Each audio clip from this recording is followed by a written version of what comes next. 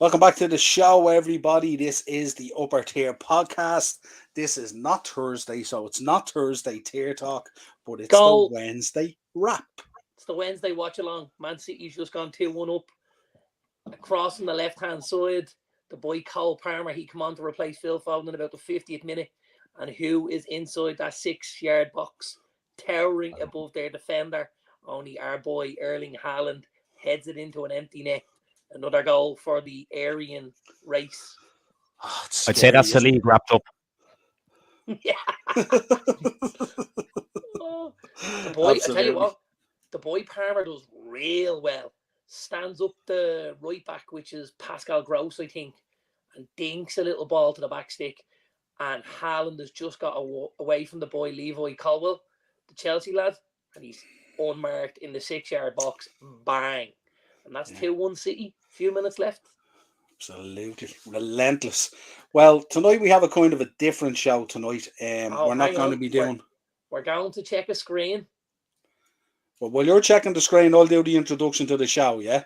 Yeah, go on ahead. Right. So we have a little different kind of... this goal. Jesus Christ. Haaland puts his right hand on Colwill's jersey and pulls him. And when he pulls him towards him, he steps past him. And he's just cancelled the goal out for a foul on Colwill. Great. Right, getting back to the show anyway. It's going to be a slightly great. I have triple captain in me bleeding fantasy football. And then Pep puts him on the bench the weekend. Well, I wanted him to score as well. Because you boys are shit the bed. Morris, come on, will you? Jesus Christ, man. We'll get to that. Right. Anyway, tonight's show is going to be a slightly different show where we're not going to be doing a Premier League preview and we're not going to be doing a watch along for two teams that are pretty much irrelevant to us. And we're going to be talking about some of the highlights of the season, picked out stuff that we had. We're going to be talking about Neville and Carragher's teams of the season and giving our thoughts on it. And we're going to be also talking about their picks for the Sky Sports Awards as well and our thoughts on that as well. Joining me as always, my partner on the podcast, the Dazzler. How are we? Good evening. One final rodeo for us. It's been a long season, brother. Absolutely, Paul. Absolutely. Yeah. We enjoyed it though. We enjoyed every minute of it. We did. It had its moments. Yeah. Also joining us tonight, we whipped him out of the chat to put a face on the name. Morris from GP Productions Podcast, the man who delivers our fantasy football show every week. Never missed a week this season. Morris, how are you? I think I did miss 1 week, Niall. Shh, say nothing. Okay. I changed the number on the title. It's all good. I was having fucking technical problems, and even I recorded an interview live the other night, and I went into the wrong browser, and my audio is all fucked up. But hopefully it's grand tonight anyway, because I'm in Google Chrome. All good, all good. And join us in the comments as always. Eno is there. How are you, Eno? What's the crack, Niall? It's all good. The reason we're doing this, of course, is I am away in the lovely Killarney for the next 3 or 4 days at a wedding. You can see that suit there is behind me. I'm ready to go. But we're going to talk. You're going to look great in that, aren't you? I am, yeah. Yeah, you're going to be surprised as well. It wouldn't be the norm.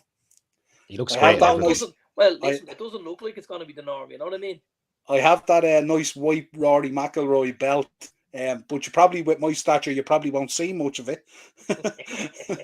I also have a nice pair of white sneakers to go with that suit as well. I'm going a little bit different, not going black shoes. Yeah, I'm going a little bit more modern, as they say. Right. I'm breaking out. So let's see what happens. Before we start the show, of course, folks, news has reached us. Tina Turner has passed away at the age of 83. She was battling, I think, intestinal cancer for a number of years and stuff like that. What a performer. Remember her from my youth and stuff like that. She was incredible voice, very unique voice, incredible performer.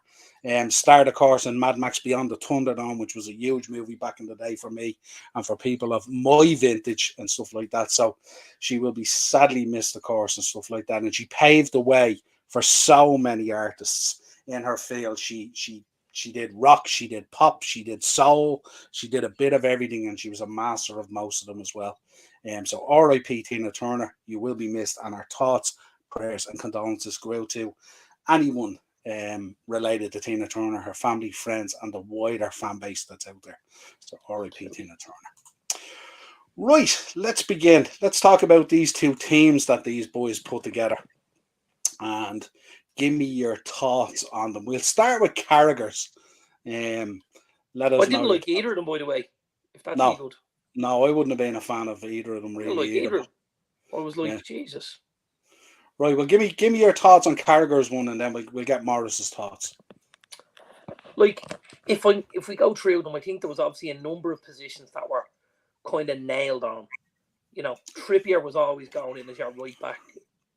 Diaz was probably going in as one of your centre backs. Rodri and De Bruyne kind of speak for themselves, and Odegaard. So it only left a couple of spaces vacant, really. Alisson, for me, has been the best goalkeeper in the league this year. And that's regardless of De Gea winning the Golden Glove. I think, Liverpool were in a sticky position throughout the season and had a poor season by their standards. And it was only Alisson at times that kept them relevant and kept them in games and kept them where they were in the table. So for me, it's a no-brainer. He's me number one. Pope did a fabulous job at Newcastle. And even, David De Gea, although he had quite a few mistakes leading the goals, he did win the Golden Glove as well. So, you could toss them into the mix as well. But for me, Alisson's a no-brainer if we're looking at the keeper first. You know what I mean? Yeah. Morris? Well, the only problem I see with that team is Zinchenko, to be honest with you. I don't know how he's in there. Sven Botman, you look at the two teams there and you have Sven Botman in Carragher's and you have Saliba in Gary Neville's. I think I put Saliba into the team because of the impact he had with Arsenal. And then when he went out of the team, you've seen kind of what happened. But in terms of the front three, like Salah and Saka, similar stats. Salah started off poor, Saka ended poorly. So it's a toss of a coin between them. And I think Harry Kane and Haaland both deserve to be in it as opposed to Martinelli because of their individual performances this season. So that'd be and then the middle three are the same in both. So you'd agree with that.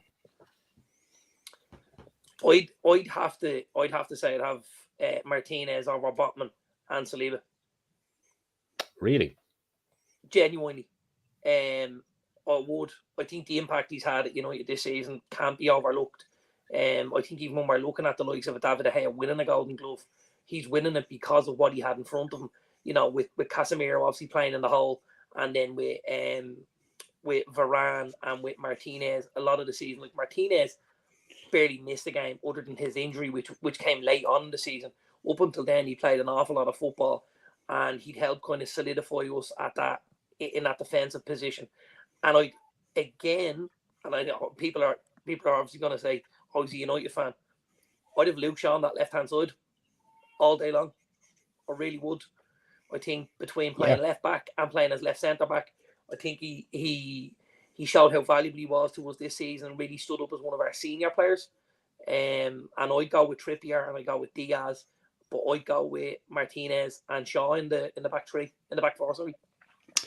See, I suppose when you look at them, lads, it's so difficult to nearly not put in most of the Man City side when you think about it. When you think of Man City's back line and how good they've been and how good Akanji's been and Walker and Ake and Stones and all them, you can make an argument for all them. I mean, I think Nathan Ake has had a sensational season, even at international level. He's been unbelievable as well. They gave the Player of the Year award. It was split at City. They split it between Ake and Haaland. Well, then, I mean, if you're looking at Nathan Ake operating out there, I mean, he must get in then before your suggestions, no? Not for me. I'll make my case why. First of all, he's the best defensive midfielder in the league sitting ahead of him, which is Rodri.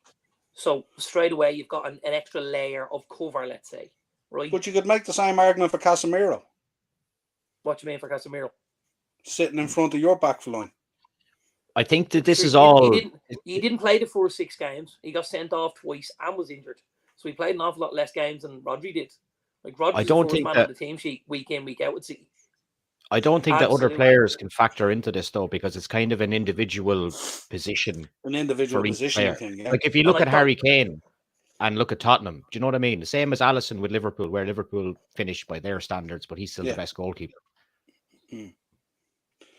Yeah, I wouldn't be putting, if it was me, I wouldn't be putting Luke Shaw in before Nathan Ake anyway. That's just. But then again, it's a personal choice with everyone. One of the other reasons I would is Luke Shaw's a left back, Nathan Ake's not. He's a left-sided centre back. So that makes more reason, no? He doesn't give you what Shaw gives you going offensively. Shaw's way better offensively than Nathan Ake is. In terms of build-up play. Absolutely. Ake scored a few goals this season as well, remember? Yeah, but he's a centre-back. He's scoring headers from corners and set pieces. Shaw is... Yeah, but Shaw... but what I would say is scoring... Like Nathan Ake's not going to be skipping by anyone to whip across him. But he's going to get on... Yeah, but he's going to get on the end of them. Yeah, but he's not going to get on the end of a cross because your left-sided centre-back isn't going to be there. When the cross comes in, he's only going to be there at set pieces. Yeah, well, every centre-back in the league is going to be there for that. Yeah, so well, it's you know what I mean. But every centre back in every centre back in the league hasn't performed at the level he's performed. And remember, he has switched positions this season as well on a number of occasions to fill in. Would you look at how that back line has changed at times?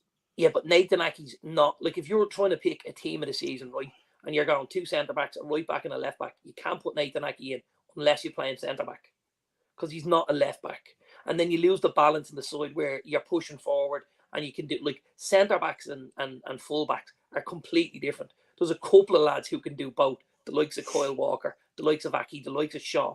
But for most guys, you're either that big, cumbersome centre half, or you're a smaller, maybe Ben White as well, even that you could add in there, who can go down the wing and maybe get a ball in and stuff. Like, White offensively is even way better than Nathan Ake.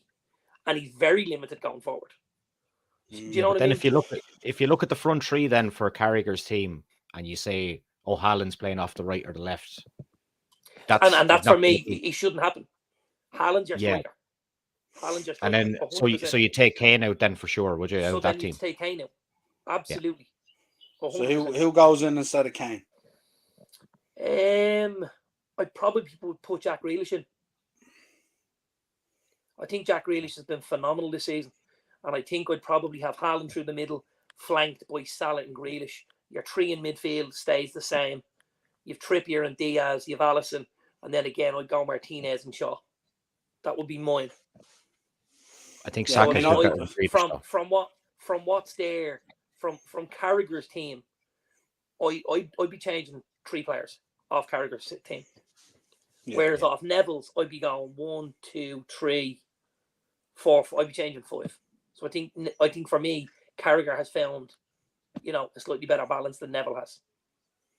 You can also see by Carragher picking it, he's trying to shoehorn Salah in, and the way Neville's picking it, he's trying to shoehorn anyone but a Liverpool player in. But that's just because the kind of banter that they have throughout the season, and that's the pantomime villain in it and stuff like that. Yeah, somewhat, but I mean, statistically, you can't deny the statistics either. For the front players. Well, the statistics are very similar for Saka and Salah. Absolutely, yeah. So it becomes a toss of a coin then. Now, Neville's never going to put Salah in ahead of Saka, and Carragher's always going to put Salah in ahead of Saka. So it is what it is, kind of thing. Absolutely. But they were interesting picks, and it was a good debate. I mean, again, you could debate all day if you wanted Trippier and Walker as well. Absolutely. And you can also, you've seen them do this before, and they'll say, we'll do the team, but without the top 4 teams, without the 4 teams that qualify for the Champions League. And again, it would look different because there are a lot of shining lights in the league, maybe that aren't going to get. Remember, you've only got one goalkeeper spot, right? Yeah, you can only have one. There's lots of honourable mentions on the goalkeeper side. The boy David Ray at Brentford's been excellent all season, absolutely excellent. Jordan Pickford at Everton has been very good this season. Ederson, right? Lots of really, really good. And again, as you go player through player like that, you can probably think of a certain player at a side and go, geez, well, this guy is worth a spit, but you can only have one in each position, and it's got to be the absolute cream off the crop, Yeah. We actually did a show last year, remember, Darren, if you remember, where we took Man City. Right. We took Man City out of it, didn't we? We took Man City out of it. Yeah, did we? Actually, you're right. We took the top 4 out, didn't we? And then we did. We might have even taken the top 6. Oh, did we? Did you have Meslier in goals? No. I had Jose Sa. Yeah, that's who we had, yeah. And I went for the other lad, who was it, Robert Sanchez? or something like that, I think. And both keepers this year have been displaced. Yeah. The boy Steele's in at Brighton, and the boy Bentley is in at you can't touch that. Is in at Wolves. It's crazy. Morris, he's the man that delivers your porn every once in a blue moon. Don't be mentioning blue moons to an Arsenal fan, good lord. Only the finest on Cheapy Productions podcast live. It's the one and the only Morris Shorthall. Acers is in. How are you, Acers? Mountie United is totally ridiculous. Doesn't fit in a Ten Hag system. Darren, thoughts? I think it's great. Absolutely sensational signing. Hope he goes to United and absolutely does the business. Well, great replacement for Martial. Like, you've somebody saying, "Oh, it doesn't fit," the Ten Hag system. It's Ten Hag that apparently wants him. So how could he not fit the system? Yeah. I don't think it's all it's being made out to be. I think obviously there's rumblings. There's United, Liverpool, and Arsenal. So we've all got skin in the game at the minute. Yeah. Now I think Chelsea really need to come around to some sort of persuasion on the price tag, because apparently they want 80 million for a guy that's got 12 months left in his contract. This is bowly ball at its finest. Like I said it today. Go to Mount and sign one of those. One of those pre-year agreements. Yeah. And tell them there's 15 million on the table there for you to take. You can have the whole lot. And here's a 1-year agreement, and we'll see you next year. He'll only be a year older, 25. Yeah. He was going to drop 55, 60, 70 million. No chance. I think you're probably getting in around the 40 million mark. That's where I would see the value in it for somebody to come and say, right, let's get the deal done now.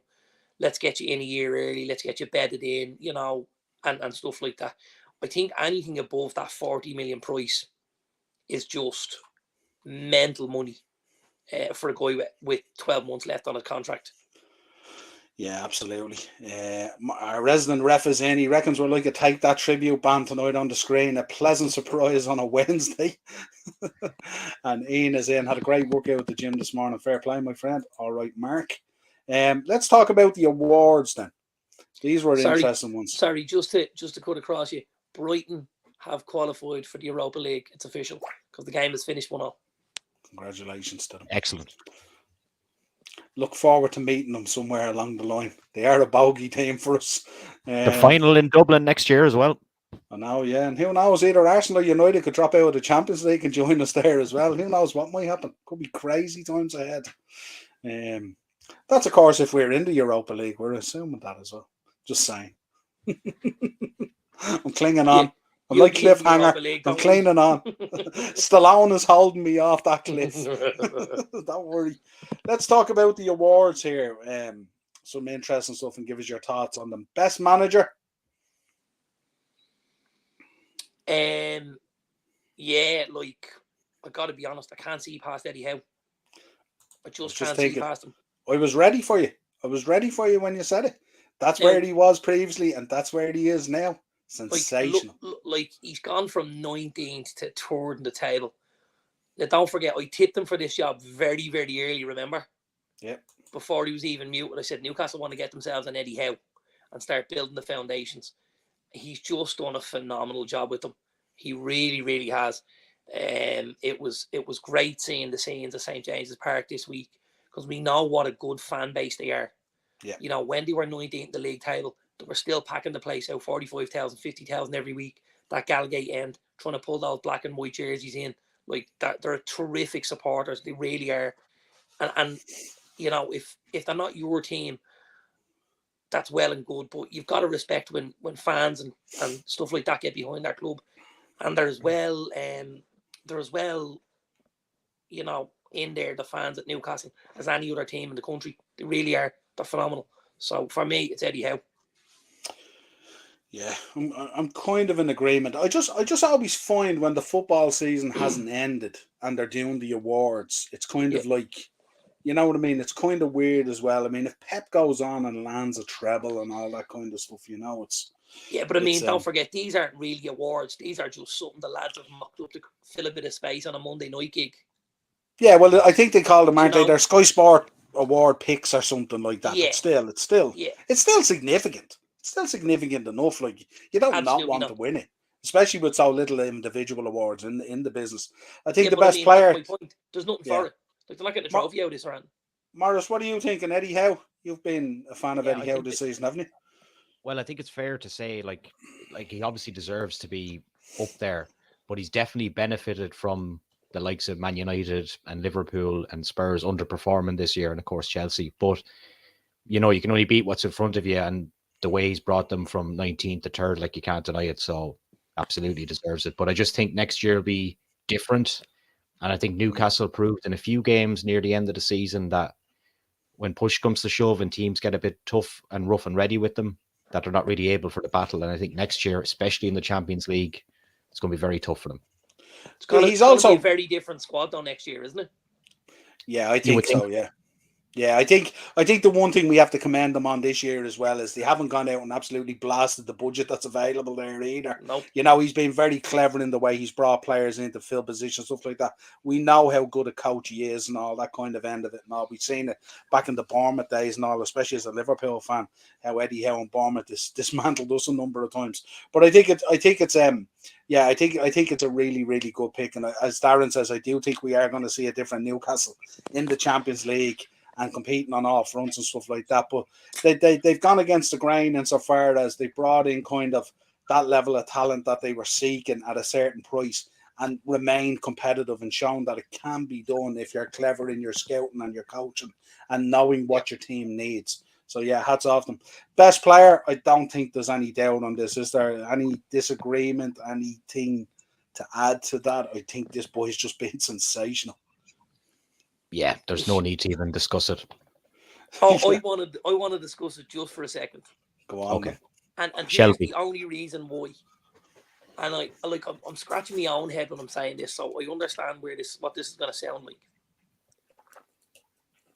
Casemiro. No, absolutely not. Is this going to be your Rory Jennings moment now? No, this is not going to be your Rory Jennings moment, is it? No, but like Sandro Martinez. No, it's not a United thing. And actually, I would give it to a different City player completely. However, I completely understand why you would give him this award, let's say, yeah. But when I look at it, all he does is put the ball in the net. That's it. Albeit the most difficult thing to do in the game, it's all he does. He gives you absolutely nothing anywhere. You know what I mean? Like, he's just inside the width of those posts all the time, looking for a sniff. He's that kind of kid that, you know, when you're a kid, you're playing football and you'd say to your mate, you hatching bastard. Remember that? He's just that guy. And you turn around, you say to a centre forward, why don't you pitch a fucking tent, pal? It'd be handier.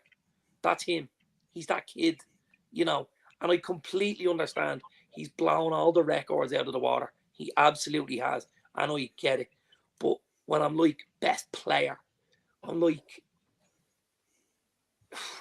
we're stretching it even calling him a player. Just careful now, because these things get clipped. These things live with you for a while if you say the wrong thing. He's just literally the firing squad. He got 8 assists though, Darren, as well.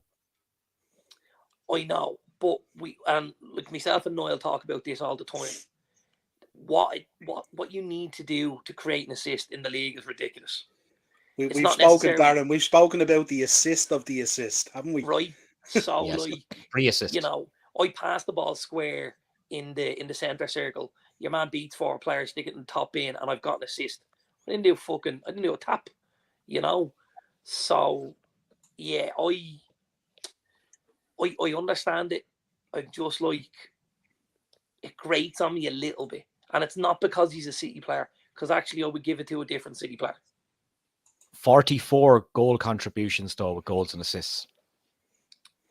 I know, but don't forget, Morris, like, fucking, you have a couple of kids in bed that probably have 44 goal assists in that City team, man.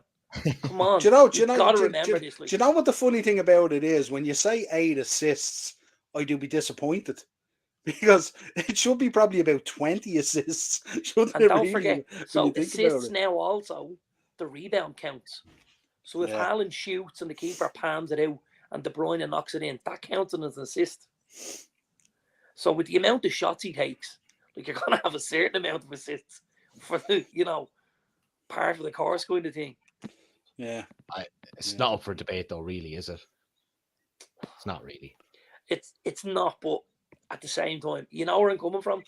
Yeah, you're coming from a point of a player like a total player, and the total contribution that they provide, Right. and stuff like that. That Captain Marvel, that Captain saying Fantastic, is, end to end, box to box. I know what you're talking about is in order for Haaland to be as good as he is, it's the players around him that make that happen. But obviously, Absolutely. of what he has to do to put the ball in the net, which is, as you said, the most difficult thing in football to do. And we've seen it with the way top players and how they misfire all the time. But this was just the amount of hat tricks he's had and everything and stuff like that. Yeah, it'd be hard to debate it. I get your point that listen, that's literally what he does. But listen, if we all had that in our team, that's literally what they do. Can you imagine if that's all Jesus did at Arsenal? Just put the ball in the back of the net. How sensational Arsenal would be and stuff and all, just. Yeah, but they wouldn't, because it's Jesus' work rate that gets Arsenal into a lot of those positions at the same time. Do you know what I mean? Yeah, no, I know, So I know it's a different, I know it's a different style of play, but sides of the yeah, ball. but it doesn't have to be Jesus. Whoever No. plays there to put the ball in the back of the net. You know what I mean? Like, it's just. But if you take out those 42 or whatever 44 goal contributions, they'd probably be behind Newcastle in the league. Do you know what I mean? Well, they'd be behind Arsenal anyway, but they'd probably be behind Newcastle. Listen. I'm not arguing with it. I just want to have me say on it, let's say. Do you know what I mean? You're a hard old coach, Darren. You want more and more off lads that are sensational. You didn't ask me who they'd given it to. I kind of know. Who? I kind of know. Is it Weghorst? No, it's no. I presume you're talking Rodri, are you? Absolutely. Yeah, I know. And look, there's definitely an argument. Look, that whole City side is just different graves. You know what I mean? And I get where you're coming from. And the thing about Rodri is, even earlier in the season when they were misfiring a bit, he was coming in with some goals as well as himself. Got one at the Emirates, didn't he? Think so, yeah. Yeah, absolutely sensational, but hard to argue with it. This is one that's been a bone of contention, best young player. A lot of talk this week about Martin Odegaard in there playing football at a certain level since he was 16 and he's now 24. And he's in there for a show for young player of the year. Yeah, but it's like playing up a year. Yeah. Like, you're not really expected to be in there at 16. The fact you are shows what a talent you are. Yeah, but I mean the fact that he's playing since he was 16 and he's now 24 and he's in the young player category and he's 24. The rules are under 24. I know, yeah, that's the thing. I know. Yeah. And I'd give it to him, by the way. You give it to Odegaard? Absolutely. Morris? Probably Saka's cooled off the last 6-7 games, so I guess so. There was a few moments like last year he would kind of disappear more in games, but this year he's had a pretty decent season, I think. So should be definitely up there. I even find when he's not, like, the position he plays as the 10, let's say, you look at that and you want to see goal involvement. So from Odegaard, I want to see assists and I want to see goals, right? As my number 10, I'm the creative source, but also the way he drives Arsenal on and the way he kind of, wears that armband, because initially we saw this and we thought this could be trouble. Arteta could be creating a problem for himself here, because you can't take the guy out if he's got the armband on him, because you don't want to get into that routine.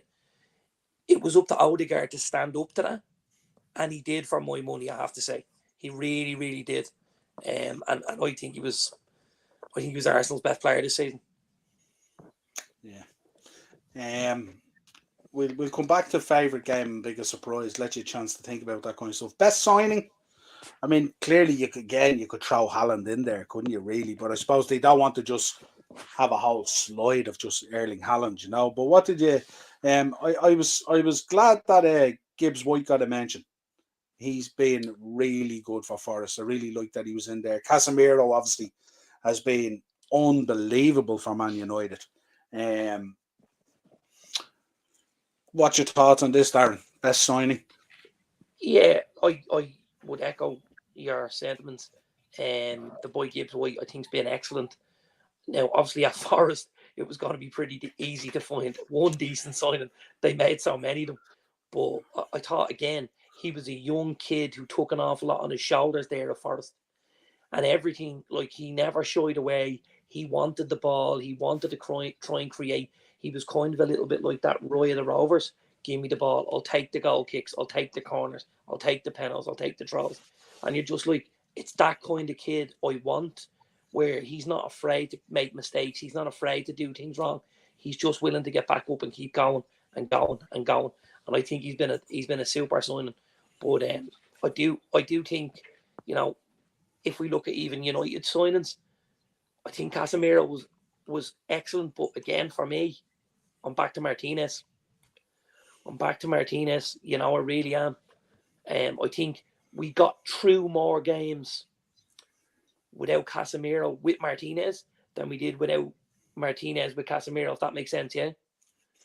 And I just think for me, he was the big plus. And don't forget, he was our second choice centre back, because the money was on the table for the boy Jurrien Timber until Louis van Gaal got involved and said, listen, don't go to United.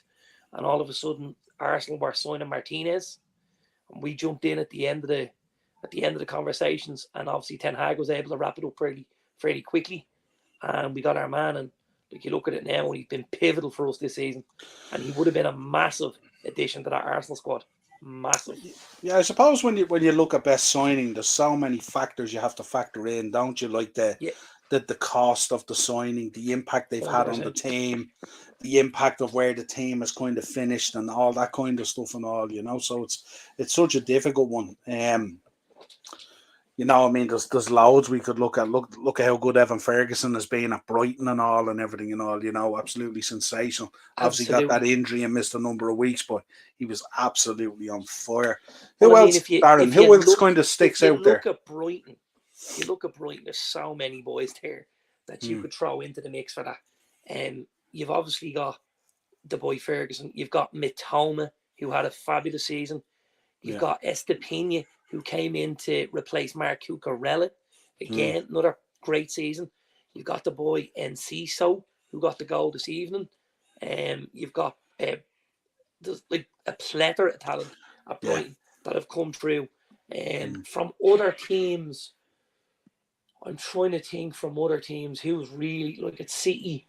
I think Akanji was a great boy at 17 million. Yeah. I think Akanji's been excellent for City. For 17 million, really was. Julian Alvarez, right? So come in, has been doing the business,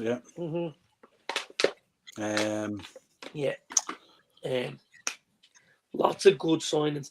Like, I even think at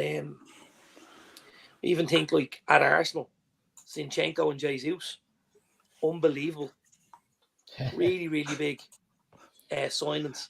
You know, we knew they were going to be with the the level of what they were bringing from Man City and stuff like that it was going to be huge for Arsenal to get players in like that, and it was, it really was. Yeah, it's an interesting one, all right. Morris, best signing? Erling Haaland. Yeah, it's very hard. It's just, there's so many factors, of course, but he's just, if you talk about a guy having an impact on a team and on a season, and I know there's other factors there and stuff like that, but just been absolutely unbelievable. Biggest surprise, I do like that one, that 5-1, the Brighton Everton. Good Lord, where did that come out of? That was just a madness. And I like Darren. You'll agree with this. Carragher was very he went in on Martinez at the start of the year, talking about his highs and his stature and all that kind of thing. But he came out and he flipped it the other night in terms of this biggest surprise. So hats off to him, I watched it, and I love a guy who, when they're wrong, they say they're wrong, and that's what he did. Don't keep banging with the shovel. He did. He had a go on Martinez. So So the Graham Souness, he went in on Martinez and on Casemiro numerous times. And I think both boys, proved their worth for us this season. Biggest surprise, Morris? I think the biggest surprise this season has been the best surprise, and that's been Chelsea. It has been a big surprise, hasn't it? Yeah, when you think about it as well. No, has it though? But it kind of has, like, from where they are. Let's not forget. We saw how this bidding process was going. We saw that there was money on the table from the Yankee Doodles, and we looked across at a number of clubs that were being run by fat Yanks, and we said, the likelihood is this guy's going to come in and make an absolute fucking pig's ear of this. And guess what? Us three spastics sitting at home on our couches were all right. Because, Todd, you've destroyed what was a terrific football club. The only thing I would say is we had very high hopes on Graham Potter, Darren, me and you. We were big fans of him. Yeah. And we were expecting him. We did say at the start that this was a great move for Potter going into Chelsea, and it was a great step up for them. But it just seemed that.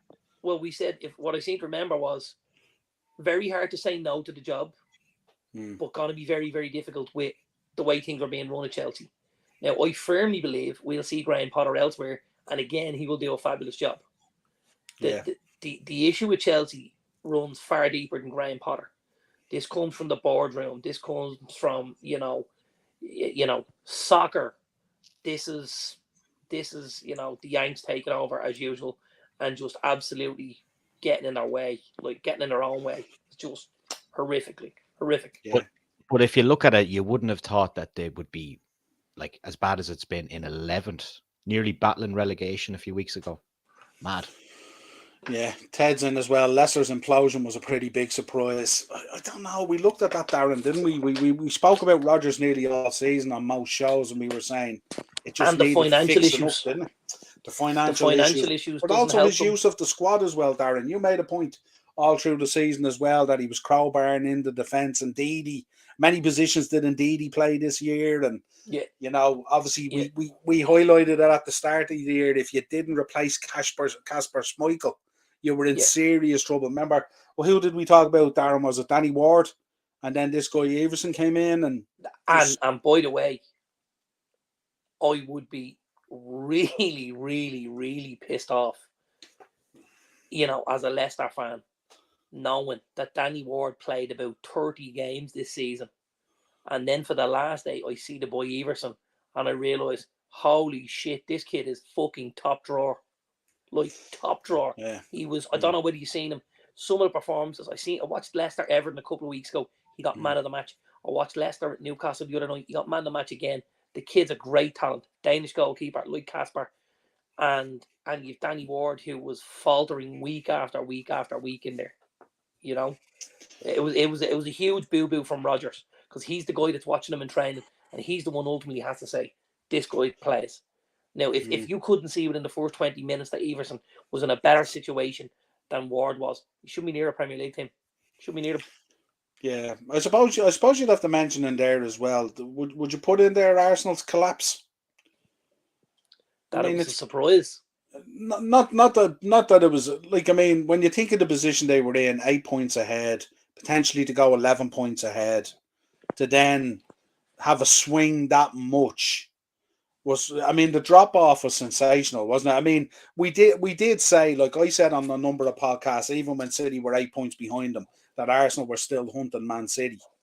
It was reverse kind of psychology, but still the drop off was much bigger than what we expected, wasn't it? Sorry. Yeah, it was. Sorry, I just need to. When I turned on the Brighton game earlier on, it was half time because I was just coming home from work. Did you happen to see the goals? No, I haven't seen that. I know Enviso's is unbelievable. Apparently, Enciso's goal. It's apparently goal of the season. Apparently, or something. Isn't it? Something probably crazy. Is goal of the season. Like, my God, what a goal! Jesus Christ! And actually, one of the reasons the ball comes from the goalkeeper, Jason Steele. and he plays a little pass around the corner to the boy Levi Colwill. But one of the reasons why they took Sanchez out was De Zerbi said, I want somebody who can play with the ball at their feet. And he said that Steele was better with the ball at his feet than Sanchez. Watch the goal and watch where it comes from. And watch how a manager has noticed which of his two players can do the job better. And this is back to the Rodgers thing that we spoke about earlier. And made the change. And pulled the trigger.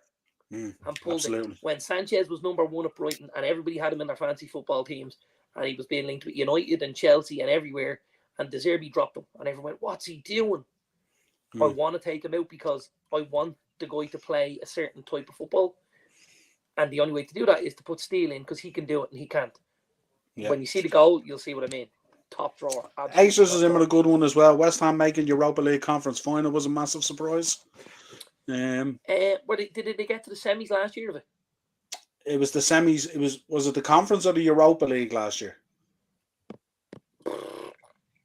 I'm not sure anyway. Nuts and bolts. For all they'd been knocking on the door anyway. They'd been knocking on the door. And listen, they're worthy of a trophy. West Ham, again, good set of fans and stuff like that there. And David Moyes doing a good job. And I gotta say, the more I've seen of him in the last few weeks, I've watched a couple of the European games on the Thursday nights and stuff. The boy Declan Rice is unbelievable. Yeah. He's unbelievable. Absolutely. And wherever he ends up, it elevates that team massively. Straight away. If he goes to Arsenal are banging it again. If he goes to Liverpool, boom, they're back in it. If he goes to United, wherever he goes, because this kid is a proper footballer. The drive, the way he goes about things, he's tidy with the pass, he's looking to score a goal and create, he's box to box, he just does, he has everything. He has absolutely everything. Really does, this kid. Absolutely. Scary to believe him and Bellingham could be that midfield for England for a number of years. Nobody's going to get a look in. Yeah, Ted made a point as well that he didn't think they'd be in a last day relegation battle. I think, Darren, we predicted this, didn't we, when they were mid-table? Well, they were in massive free fall, weren't they? I think they were 12th when we called they might go down. Yeah.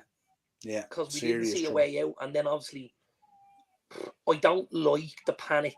8 games to go, get the manager in. I don't think it's a good idea, and I know they're looking for the reaction. I firmly believe if you leave Brendan Rodgers in charge at the end of the season, you have a better chance of staying up than you do with Dean Smith for 8 games. Personally, that's what I believe. Ian Reckon City are going to take the cup. Henry's in. How are you, Henry? What's the crack? All good. Big up, Dazzler. Big up, chat. Thanks, Henry. What's the story, Henry?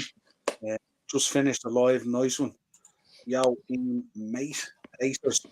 Morris must be getting ready to interview Nigeria Arsenal fans wearing that jersey.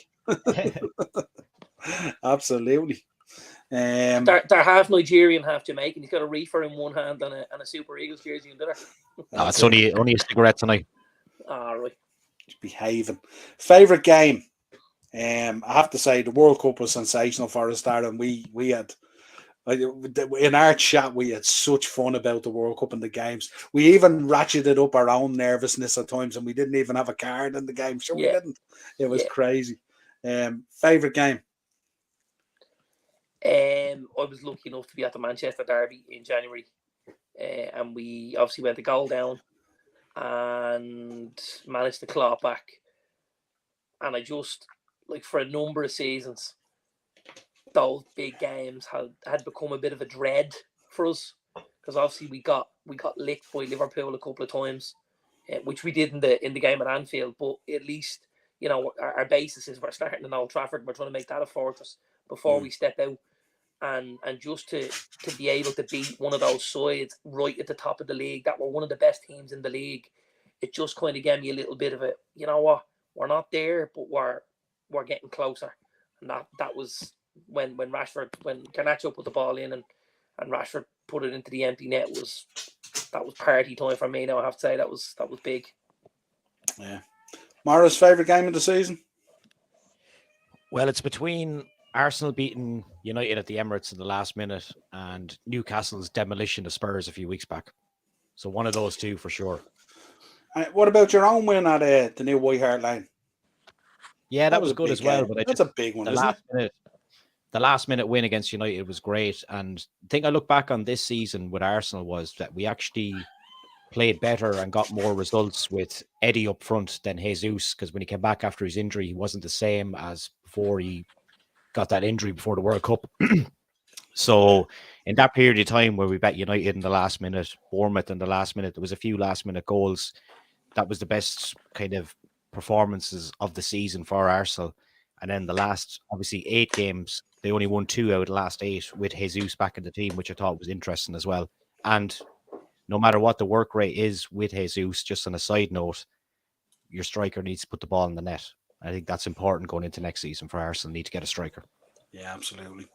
I mean, for me, it's going to be obviously the 7-0. I mean, that was just, it was unbelievable. And then to do that and then come out the next week and be so god awful again was mad. It was crazy. Was Forest featured next week? I think Forest bet us 1-0 or Bournemouth or something like that. Yeah, it was Forest. Was it Bournemouth or Forest? It was one of them, wasn't it? Anyway, so but it was just so poor on the back of that. It was Bournemouth. It was Bournemouth because you had beaten them 9-0 previously. That's right, and then you went and lost to them 1-0. Yeah. I think Billing got the goal or something, didn't he? I think it was Billing who got the goal, and then we beat us 1-0. Yeah, Saturday morning game. Yeah, Ted has asked us when's the flop of the season episode. That's probably going to come into place next week when the season is complete. But we're gonna do. I was in work earlier on today, and it came up on my watch from one of the apps I have on my phone, and it was flop of the season, and they named 5 of them.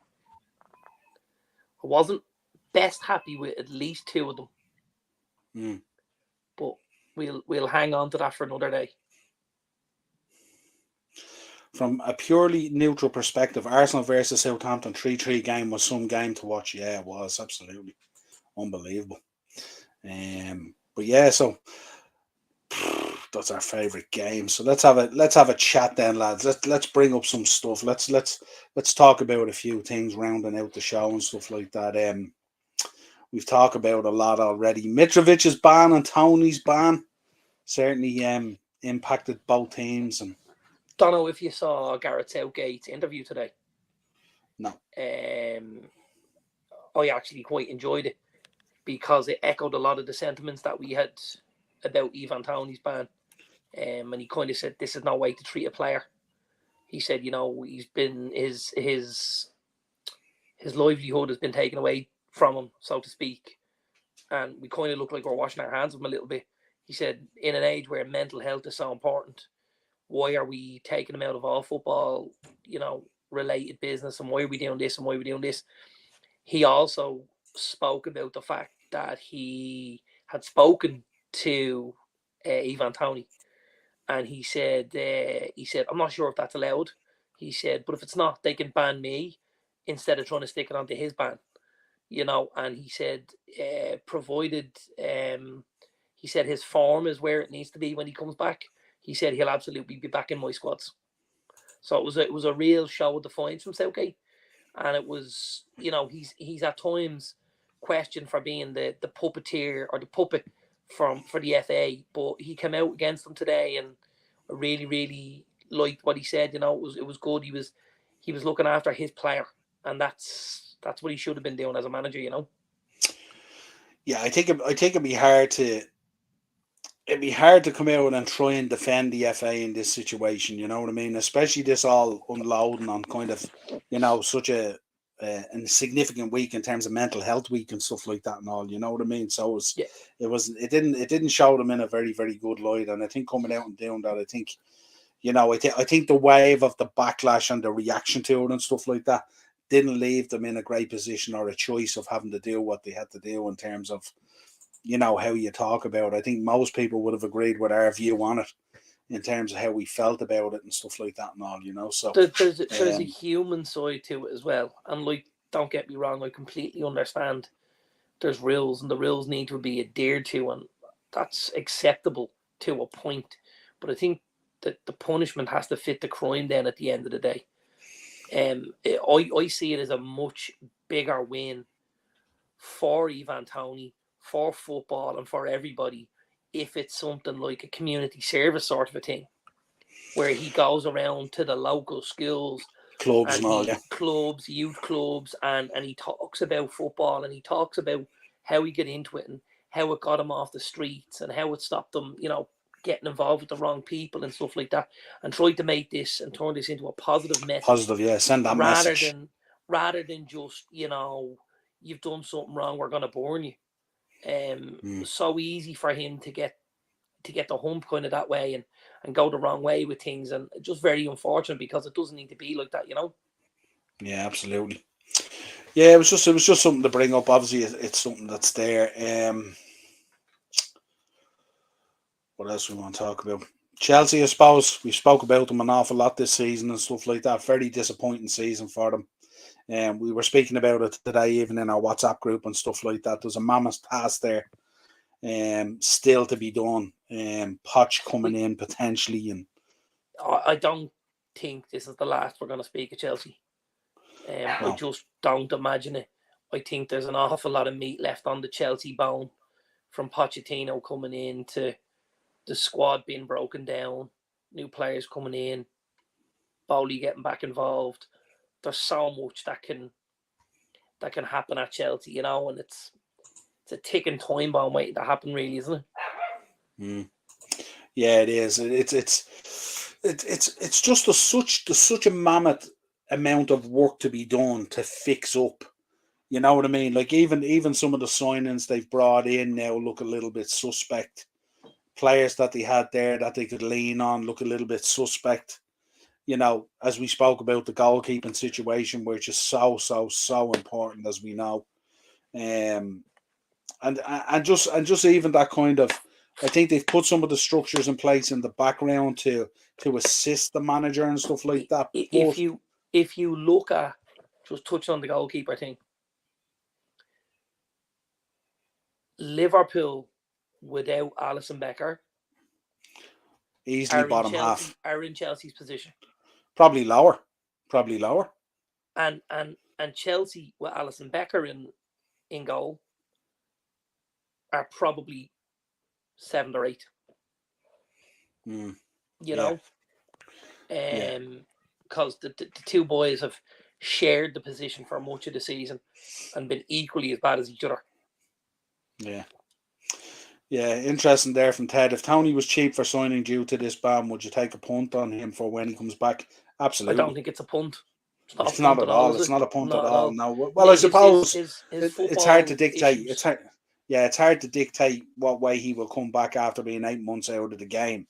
But no, it wouldn't be a punt based on form at the moment and everything else. But who knows? 8 months out of the game sometimes can be a long time, as we know. He's young enough, 8 months, and he's not injured. He'll continue to maintain fitness. No, I suppose I'm talking probably from a mental point of view and your love of the game and all that kind of stuff. You know what I mean? I think that's going to spur him on. Hopefully, I hope so. And I think he'll flourish when he comes back. But I think as for Brentford deciding he's subject to change, I don't think so. Yeah, Henry's in. Worst refereeing decision of the season is Paul Tierney. Listen, there's a collection of Paul Tierney refereeing decisions. I think we could spend a whole night here talking about refereeing decisions, VAR, interpretation, marginally onside goals, subjective decisions. That whole system is absolutely in smithereens and needs fixing up big time. I do like what Howard Webb has started to do in the last few weeks. Obviously, the first thing was when he came in, obviously, and last week then he came onto the Sky Sports and we were able to hear the conversations and stuff like that. That was great. I think we've got to hear more of that. I think Webb is probably the right guy, to come in and make the correct decisions for the referees. Excuse me. But I do think because of, and even that was probably something we didn't know until that night, was that it was Webb that told us, actually, we're not allowed to play the audio live because it's against FIFA's rules. Now, initially, we had said, why can't we hear it like we do on the rugby? Well, when he came on that night to Monday Night Football, he said, well, actually, there's a reason behind it. And the reason is FIFA don't allow us. And unless there's a rule change with FIFA, we won't ever be allowed to play live as happens, like the way they do in the rugby. So, I mean, that was even knowledge gained. And that answers a question then. Well, why don't they play it live? Which is such a simple question to ask. Well, he answered it. And the more answers we get to questions, the more people understand the system, how it works, and how we can get the best out of it. Yeah, I think there's just so much work still to be done on it, including the quality and level of officiating. I think it's just, I think we've lost a lot of really good refs over the years, and we haven't replaced them with the quality that we expect. There's barely a sprinkling in there. Henry's in. What do we think about Real being linked with Andy Robertson? I think Not people know. I know it's not happening. Of course, it's not happening, but I think people would know my point of view on that. I've given up on sentiment in football. And I think if you have an opportunity to cash in on a player and you feel you can bring in a ready replacement or something different, and the thing about it is it's going to be an interesting decision, because it looks like Liverpool are going to play quite a different system next year that doesn't necessarily lend itself to having a right and left back. So it mightn't be the worst thing in the world. Ted's in. Get Kalina in for the VAR, lads. Daddy Lloyd Bassard wouldn't miss a thing when he was on the field. Imagine him with the screen in front of him. Absolutely. I mean, that guy. It just goes to show you, when back in the day we didn't appreciate those refs. Sure, we didn't really. You know, when you think about it. Yeah, it's only after the fact. Like there's a, you know, there was obviously Graham Powell and Graham Barber and guys like that who were absolute horseshit as well. You know, where you'd other lads like maybe Uriah Rennie, who was a decent referee, and you know, you Jeff Winter wasn't a bad referee and stuff like that. Yeah. What was the name? What was the name? What was the name of the German referee? Remember, had the brown comb over? Anders Frisk. Yeah, remember him? He was top dollar as well, wasn't he? He was really, really consistent. Acers, bit of an Adolf Hitler. Yeah, Acers. Looking forward to hearing that Sir Jim has bought Man United. Darren, how do you reckon this? How's this takeover going to wash out? We've had a number of discussions about it, and we've had back and forwards about it on WhatsApp about market manipulation and various other things, and all that kind of stuff. What way, from your point of view at the moment, if I'm asking you now, do you think is it going to Ratcliffe with the Glazers involved, or? I think that's the most likely outcome at the minute. Because I think that enables the Glazers to keep a piece of the pie and keep, you know, the wheel turning, so to speak. I think a full sale or a more of a wholesale comes a little bit further along the line with the likes of the Qataris and stuff like that. But I don't think the Glazers, especially with the success that we've had this season, you know, obviously you get your Champions League spot back, you win a trophy, you're in another cup final, so you're rolling the dice there. I don't think, you know, the Glazers at this moment will jump ship. I think they'll hang on for as long as they can, and they'll eke as much out of it as they can, because the more dividends that are paid off, the less that will need to be cleared on the debt when they do eventually sell, and the more that goes into their pocket, you know. So I think we're going to see a little bit more of this toing and froing for now. Another couple of years potentially of shenanigans, to be dealt with. Morris, I suppose from your own team, Arsenal. What's your kind of feeling coming out of the season now in terms of? I mean, even during this season, even early on, you had identified a lot of stuff that hadn't been done, like you wanted the striker in and that kind of thing. Obviously, you gave it a decent go up until a point, and then it collapsed and fell away. As happens with a lot of teams against Man City and run-ins and stuff like that. Obviously, my own team pushes them a little bit closer and stuff like that, but we had a sensational regression. But what's your overall feeling, obviously, going now into the new season, the transfer window, all that kind of stuff? I know there's a lot of vocal stuff out there about Arteta, about Odegaard, about Saka's new deal, all this kind of stuff. What's your general feeling now in terms of next season and where it lies? Or that's why I was kind of looking forward to having Dell and Kyle here, because they're more of the extreme than I would be. Now, this time last year, though, I was totally against them. But when you look at it, okay, so they finished 7th, 5th, and now 2nd. I think there's no question he should be given another year to try better second. Now that's where he's put himself this year. Yeah. Whether he can beat Man City or not next year, and there's going to be more teams coming into the mix, as you know, everyone's going to strengthen this summer. The one thing that I was disappointed with this year was the kind of throwing away of the cups, playing second teams, with the exception of Man City. We probably would have lost to Man City anyway. But in the Europa and stuff like that, when he started mixing with the team and then focusing on the league, and it comes back to what I said earlier, like I'd rather be where Man United are, finishing fourth and have a trophy in the bag, than finishing second with nothing. And that's kind of my disappointment over the year. Now, I know we ran them closer. We're the best of the rest this year. We'll say that. Okay, but you get nothing for that. I was going to say, you get nothing for it. Yeah, you're right. Yeah. But that's my opinion. Like, I'm always of the opinion where, like, it's a successful season if you look in the cabinet and there's something there. At the same time, he overachieved with them this year, got them to second place. I don't think there's any question he should be given another season. Like, it's not even up for debate for me. Now, I know the guys at the are start different. of the season, no Arsenal fans thought you guys were going to finish second. None. No, and anyone not a that chance. did was a I complete didn't even think we'd finish fourth. So the fact that you, right, 100%, and I would agree with you. So the fact that you've gone and reclaimed the Champions League spot, the fact that you've built on last season's 5th place, you've had Arteta come in, you know, the club kept moving in a positive direction this season. There's no reason for him not to be there next season, to be given the opportunity to better what he did, as you said. Now, next season is the big year because he's gone 7th, he's gone 5th, he's gone 2nd.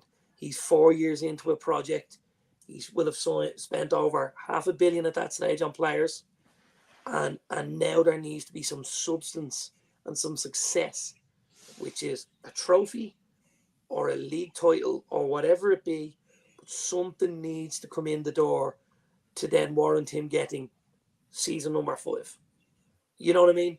And that's because the money in the bank, so to speak, only the credit in the bank only keeps you for so long.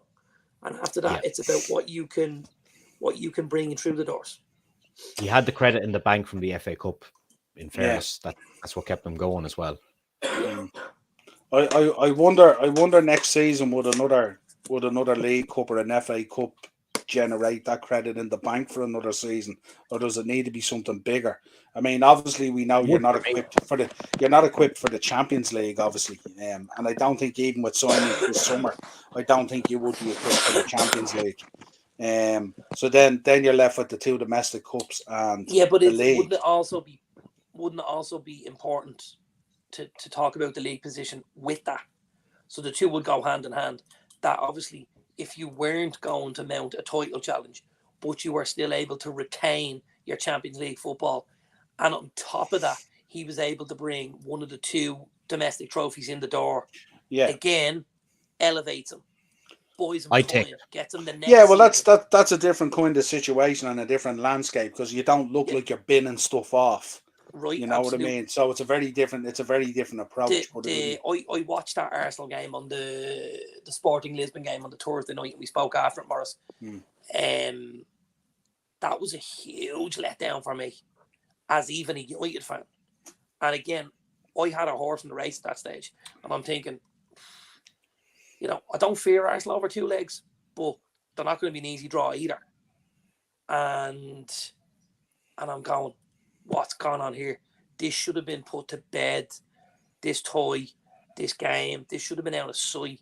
And they should have been looking into the next round. But as you said, he did turn and he did take his eye off it a little bit. And when he did, he realised that the other thing that I would kind of tie in with that is the fact that it also shows how lackluster and how bare the squad is, that when he did put players in to give them opportunities, they weren't able to step it in and take it up to the level where it needed to be to get by a bog standard Sporting Lisbon at fucking home in the Europa. Yeah, we've had players in the squad this year that have been like number 87, number 99, all these guys in from the under 23s that nobody even knows who they are. Like, they need to kind of address that this summer. And there's a lot of talk about people going out the door, but I think there should be people even coming in before they even push people out the door, in my opinion. Yeah, interesting. Give us, and I don't want to go too long, but give us a really quick where you are with the squad. Right, so goalkeepers, you happy enough with the 2 boys? No, I'd get another goalkeeper. I don't think Matt Turner is really, like, if you look at the best number 2s in the Premier League, is he even in the top 15? Probably not. I don't think we've seen enough of him, though, to say he's not in the top 15 number twos. Because don't forget, Danny Ward was number 1. So the boy Everson comes in. I'd probably have him ahead of Danny Ward. Same at Steele. He got lads there, though, because of Schmeichel. But, what about the back four then? Where would you go there? So I think, obviously, whatever's going on with Arteta, he doesn't seem to fancy Tierney. Last week, he moved the whole defence around. Instead of putting in a left back, he put Partey right back. So something's gone on there. So we're going to need a left back because the Zinchenko project, inverted midfielder going into midfield, that was found out after maybe 6 games. So we need to have a proper left back in there, I think, as well. Definitely need a striker, maybe someone with an aerial threat, someone like Giroud. Keep going with the back four. You're only taking a left back in. Nobody else. Well, I'm happy with the 2 centre backs at Gabriel. I know you don't rate him and Saliba, but they've done well as a pairing. I think Saliba's great. I think Gabriel's dog shit. Yeah. Ben White at right back. Ben White at right back didn't put a foot wrong. However, you look at Tomiyasu, always injured, so that could be another area there. You go into the midfield, then Granit Xhaka is on the way out, I think, over to Leverkusen. I think to play with Alonso there. So that's when the Caicedo and Declan Rice things come in, but you don't know if Arsenal are going to cough up the money for those players. I think we're okay on the wings with Saka, Martinelli. I think Reece Nelson is going to sign a contract. He popped up with a few important moments this year. Not a world-class player, but a good player to come off the bench.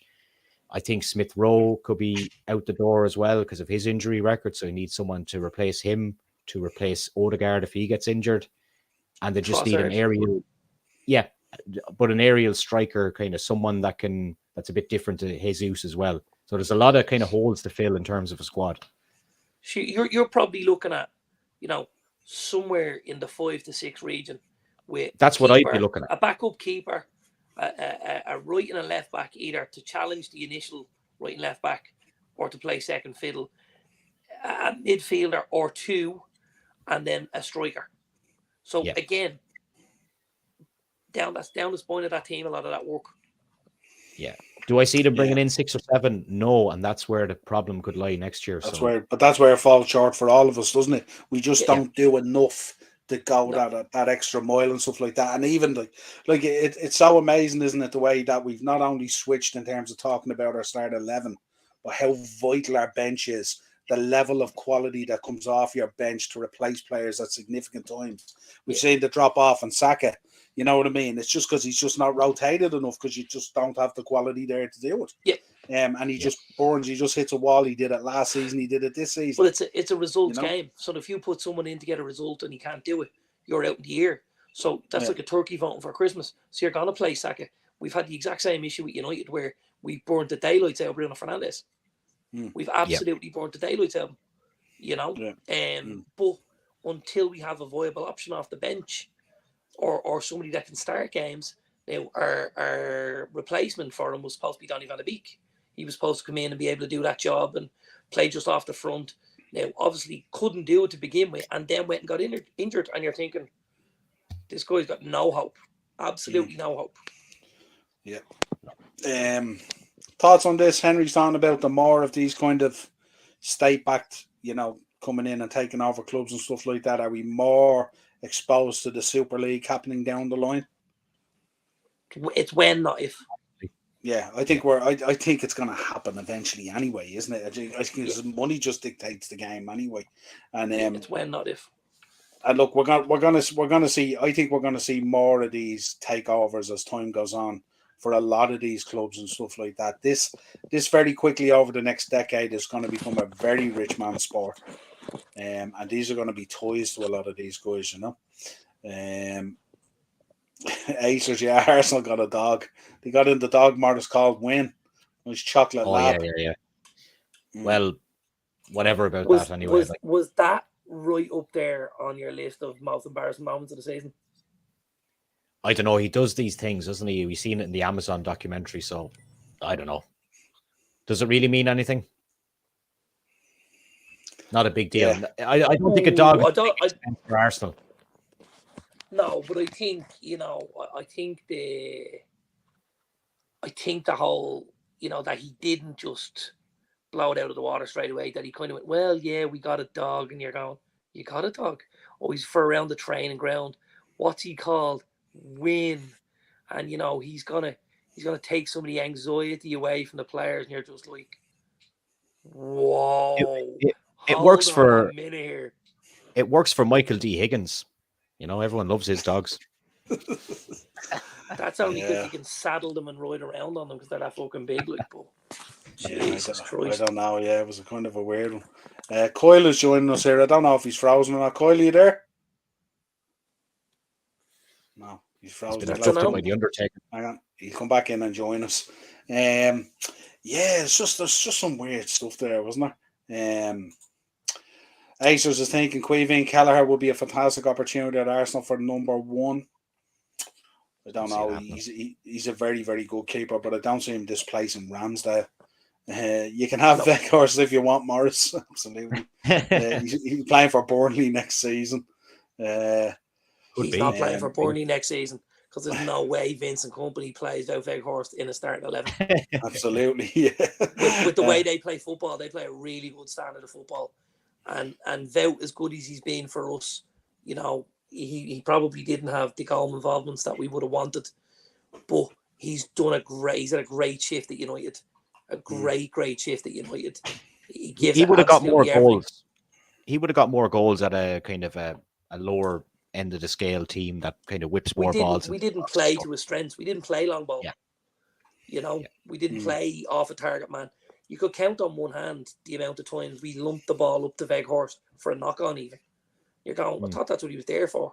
No, it wasn't what he was there for. It was there for work rate. It was there for endeavour. Okay, get a guy that's get a guy that's 5'10" then, because he's got an engine on him. Don't pick a guy that's 6 foot bleeding 4 nearly, because generally guys at that size don't have that kind of engine and have a touch like bleeding Larry Murphy. So, Absolutely, yeah. What else do we want to talk about? I suppose we have to talk about Messi finally lifting the World Cup with Argentina. Was quite the moment. We won't dwell on Martinez with the Golden Glove too much. It was a bit kind of crazy at the time. He's just a bit of a lunatic. But certainly Messi lifting the World Cup and kind of completing football somewhat was huge, wasn't it?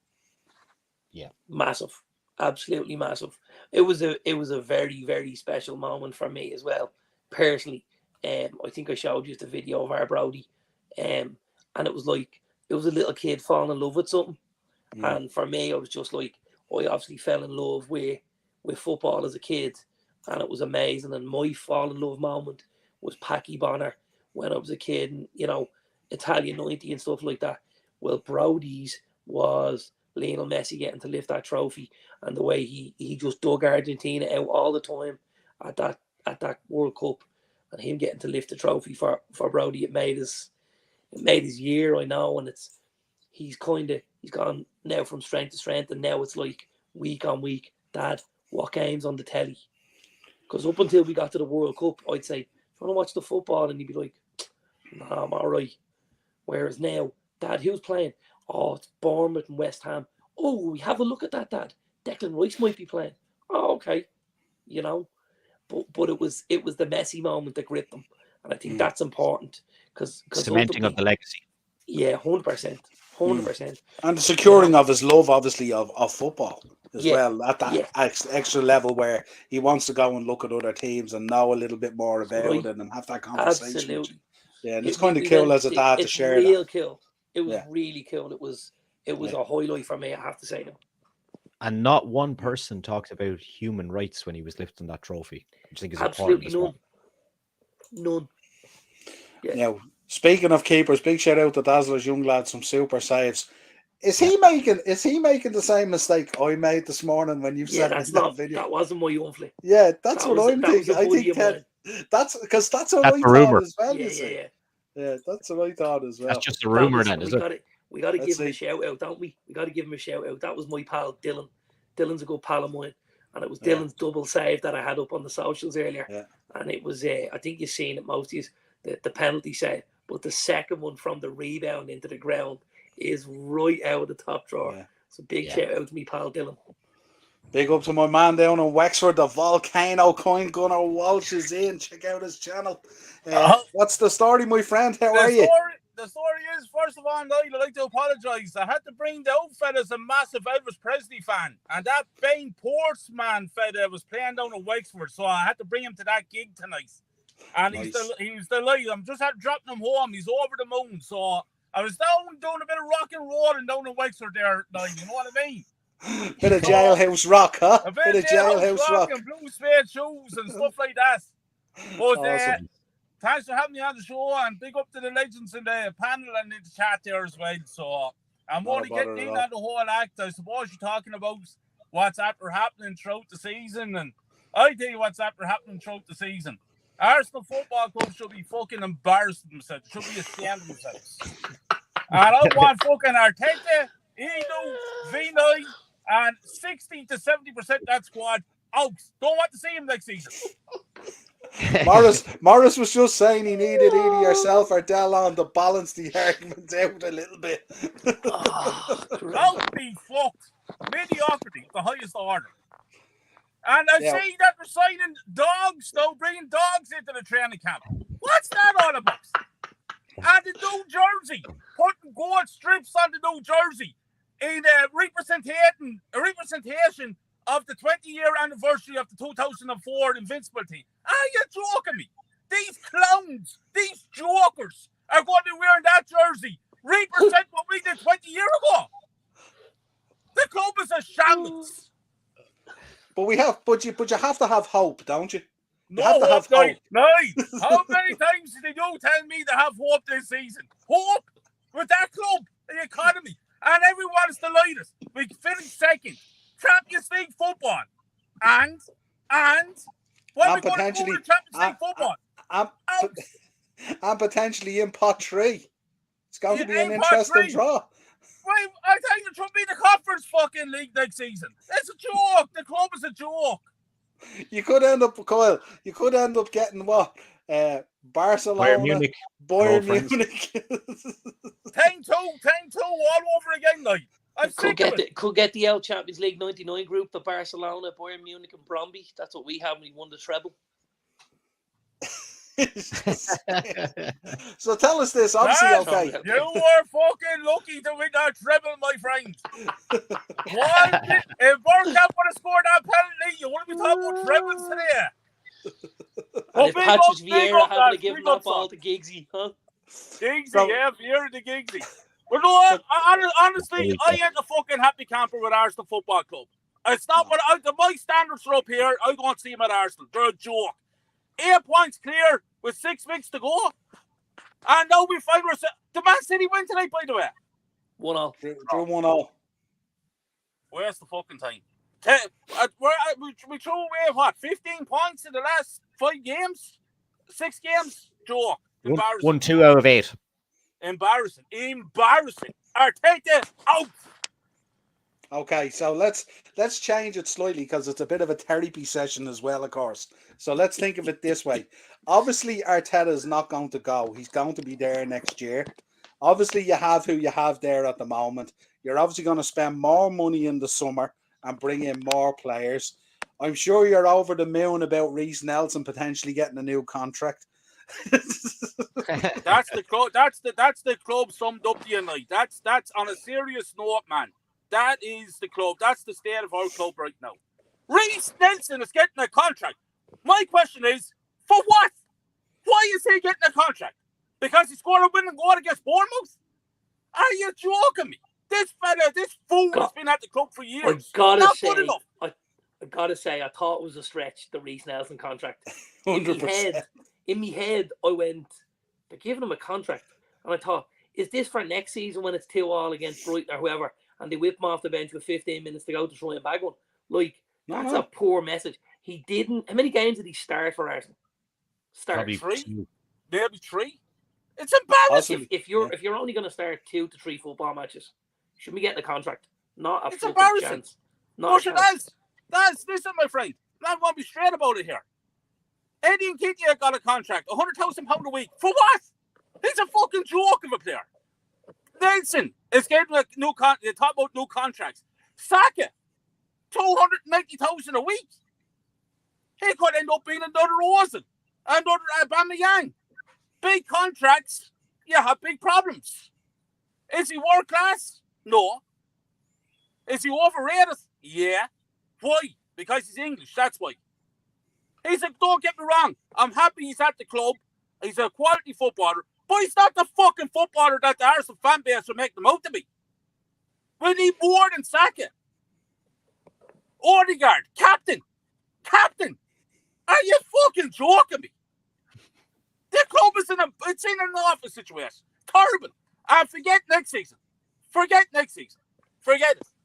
Not a hope winning anything next season.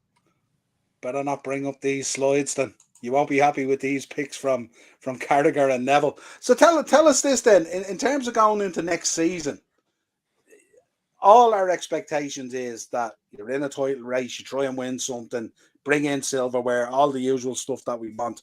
In reality, most times unless you're Man City, of course, it doesn't necessarily happen. So what's your thoughts on next season? You're going to go into next season. Arteta's going to be there. The dog is going to be there. You'll probably be still playing You'll Never Walk Alone on the training ground. He'll still have the light bulb out. Everything's like a light bulb. All this kind of stuff. What is, and messing aside, of course, from all that kind of stuff, what are you thinking going into next season? I mean, you have Champions League back, so regardless of that, you're going to obviously strengthen. You're going to bring in players. You're hopefully going to bring in a better quality player as well. Surely you have to be a little bit upbeat about the fact you're going to have Tuesday and Wednesday football again. No upbeat at all. Because it's only going to last a certain period of time. Because we're not going to be in it, like. We're not going to be competing to win the Champions League. Forget about it, man. And the other thing is, we won't be in the top 2 either next season. We'll be hard set to get into the top 4. Man United are underway, but listen, I'm going to tell you something. Let me get fucking distressed. I had this argument the other day, and I'm going to have another argument here tonight. Manchester United Football Club has had a better season than Arsenal Football Club. And I'll tell you the reason why I'm saying that. They got top 4 and a trophy. And we're in the final of another trophy. What the fuck did we do? Finish second and 1-0. Simple, like, this is simple. And Ten Hag is in charge for what? 1 season? Our man now is in charge 3 full seasons, and in these 3 full seasons has won fucking 0. Not good enough. This is our football club we're talking about. Not good enough. Yeah, I actually said that earlier as well, Kyle, before you came on. I said to Darren, I'd rather be in Man United's position, having finished 4th and won a trophy, than us finishing 2nd and won nothing. The thing I was most disappointed with this year was the throwing of the cup competitions, with the exception, I said, of Man City, because we probably would have lost that game anyway. But looking back into it, like, we kind of put our eggs in the Premier League basket, which was naive because of how good Man City were. But then on the flip side of it, I was looking at the finishing position, say, from 7th to 5th to 2nd. And that was my argument, where it was like, okay, he's finished 2nd this year. Give him 1 more year. How do you finish 2nd? You finish 1st. If he doesn't do it, that's it. That's my personal opinion on it. Yeah, this is interesting, Kyle, this one, and Darren, of course, take it as well. This is this debate that has come up about this whole narrative that has come out now about what your expectation was at the start of the year versus where you're going to finish up versus how you adjusted your expectation along the way. And it is an interesting debate. On one way, you could look at it and say, okay, you didn't necessarily predict that that's where you were going to be and that's how it was going to unfold. The other thing you can say as well, okay, you can say that, but when you find yourself, as Kyle said, with 8 points ahead, potentially you had a chance at 11, and then to reverse it all the way down and collapse that way you do against Man City is really, really, really, really disappointing. So it's kind of it's an interesting one, isn't it? I don't pay a lot of credence at time to what people say at the start of the season, because everyone's expectation should be to try and win something. Mainly, and I'm talking about the bigger clubs here, of course, not necessarily outside of, say, the top 6. But it's an interesting one, isn't it, when you debate it out and stuff like that. Kyle, give me your thoughts on that. I mean, obviously you went into the season. Yeah. I'm sure you didn't think you were manned up to the point of pushing City. right No, to the no. limit. No, to be quite honest with you, my expectations of Arsenal Football Club every season for the last 38 years to win the Premier League. That's my Every expectation. season. Every season, like. Every season. It's Arsenal Football Club you're talking about. Not fucking Celtic, not fucking Shamrock Rovers, not Brighton, not You'd have a Luton. better You're talking chance with about the Arsenal. Celtic or Shamrock Rovers, though, wouldn't you? You what? You'd have a better chance with Celtic or Shamrock Rovers, though, wouldn't Have you? a better chance than Arsenal anyway, I'll tell you that. But no, my expectation is always, my standards Kyle, are so I don't high. want you to think I'm being hostile here, right? But how in your fucking right mind would you think for the last 38 years that the expectation was for Arsenal to win the league title? You haven't had a side for fucking half of them. My expectation. The same way as your expectation should be for Man United to win the league. The same as mine should be for Liverpool to win the league. But as Niall said, it can't be dependent on the period you're going through. And we've spoken about this before. Like, you know, eras and fucking legacies don't last. We've seen the best of football teams, the best of football clubs, and it comes full circle. And you see, you know, a Liverpool through the 80s, and you've seen, you know, a United through the 90s, and then you've seen a Chelsea and stuff like that. And now we're into Man City's era of dominance. And we'll get to it a period where, you know, Arsenal will dominate, and then it'll just keep, the circle will keep turning. I think it's mental to think that any club, any, you know, manager, set of players can go through a prolonged period of time outside of a few small instances and just be there every single year to get over the line, to lift the trophy, to get over the line, to lift the trophy. Now it's happening at the minute at City. But again, they're an exception to the rule rather than being the rule. Do you know what I mean? So I think that's where fans, all of us as fans, have to taper our expectations a little bit. And this is something I spoke the other day about to one of my pals about. You know, for players even, to go from a zero to a hero, it can take 20 minutes. And to go from a hero to a zero, it can take another 20 minutes. Like, I don't believe that a good footballer becomes a bad footballer after 3 games, or after they drop a ball, or they miss a penalty, or I don't believe that. But I know there's lots of guys do. Now, that when that's your expectation, you're setting yourself up and you're teeing yourself up for failure. That's what's going to happen. And we've seen this is what happens. And when you look at the likes, you know, not just, obviously, the Arsenal fan TV is one of them. It's only because it's so publicised. But there are other fan groups, and there's lots of other fan groups. You know, we've seen this guy, the Liverpool lad on TikTok this year, you know, the little ginger fella. Like, this was mental. He went game to game, up, down, up, down, up, down. And when you were talking about earlier on, we talked about Ivan Toney, and we talked about mental health and stuff like that.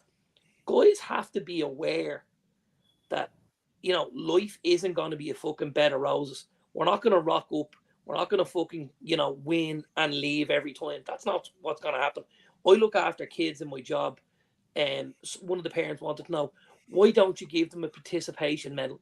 I said, because you don't get fucking medals for participating. You win them. I said, if you're not good enough, you don't win them. But I said, you get back here every week, and you put in the right, you know, the right amount of work, and you bring the right attitude, and you bring the right stuff, and eventually you'll get to that medal. But as for giving them out for participation, not a chance. Don't come near me. It's the same thing with football. None of us have a divine right to go and lift the trophy. And the likes of Leicester City winning an FA Cup or winning a Premier League prove that, you know? Yeah, and I totally agree, Daz. But I still come back to your expectation as a fan. And I look at my expectations for Arsenal to compete and to win. That's what your elite sport is, to win. And therefore, I want my club to win. And they haven't been good enough to win for the last 19 years, going on 20. And I can accept that. But it still don't stop me from expecting and wanting. And what you guess, what you want, you don't always guess. But the thing is that not just me, like this question here is that I think that Arsenal's going to win the league at the start of the season. No, I didn't. My expectation was, like I say, I always wanted to win, but I didn't think we were good enough to go ahead and win it, which I've been proved right, because we haven't won it. And finishing second, to me, is still not good enough. From the position that we were in 6 weeks ago to the position that we find ourselves in now. And it's not just fans like myself. But when you have your manager that I don't know why, but everyone seems to lick this man's arse because everybody loves him, thinks he's the new god of football, which he's not. But he came out 3 years ago, him, not me, him. And he said within 3 years, he'll have Arsenal Football Club crown Champions League champions. Yeah. That's his statement, not mine. That's our take. And in fairness to you, Kyle, all through this season, even when Arsenal were playing really, really well, and even when they were putting points on the board and building up the lead against City, you were still very consistent in your approach and in your point of view, saying you still didn't think it was City's. You always thought it was City's all the way through, even when the points. And me and you were actually on a podcast, if you remember, and I said, even with City being 8 points behind, Arsenal are still hunting down City. And we made that point and stuff like that. So you've been very, very consistent all the way through the season. You haven't flip-flopped. You've wanted your club to do well. You've enjoyed it when it's happened. But you were always very consistent in saying, it's still City, still City, still City. So and Niall, I want to tell you something now, and you're all here as witnesses, and people looking at this now and on, and come back and talk to me about it, because I'm telling you now straight up, Arsenal Football Club will win absolutely zero under this management. Trust me on when I say that to you. We will not win the Premier League for another 10 years. We're 10 years away from winning the Premier League title. Trust me. And we're at the finish in second. People might laugh at that, but I'm telling you now, this time next season, I'll be saying the same thing to you. Well, no, I don't think people are going to laugh at it, because I think we've spoke about all our clubs in this way, that if we don't all fix up very quickly and spend what needs to be spent and spend it in the right way and bring in the right quality, not only in the starting 11, but in your bench and your squad, and that drop off in quality isn't massive. It's very easy. You could see Man City for the next decade dominating. Well, I see Manchester United. That's their Manchester United, man. I think they're on their way back. A few key additions in the summertime. I'm telling you, Man United will be thereabouts next season. Kyle, personal feelings aside, right? We'll say, when you look at the league position for Arsenal this year, did they exceed your expectations? Now, I know what you're saying is like you want them to win the league every year, but did we compete more than you thought, we'll say, at the start of the year? Undertaker's taking them.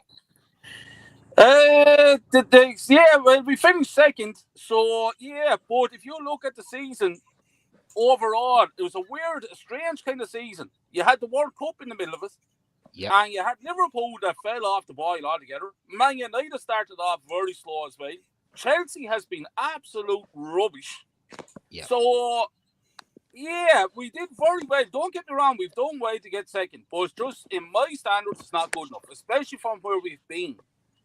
It's a heartbreaker. It's 20 years now we're waiting out for a league title. And I know what Dad said, that you don't just go out and win league titles. You have to work for them. You have to win them. No one's entitled to it. So I just feel that this was our best time to win a league title. And I don't think we're going to do it next season or the season after. Especially under this management. I think, what you said there is important, Kyle. It's the fact that you put yourself in a position to challenge unexpectedly for a title.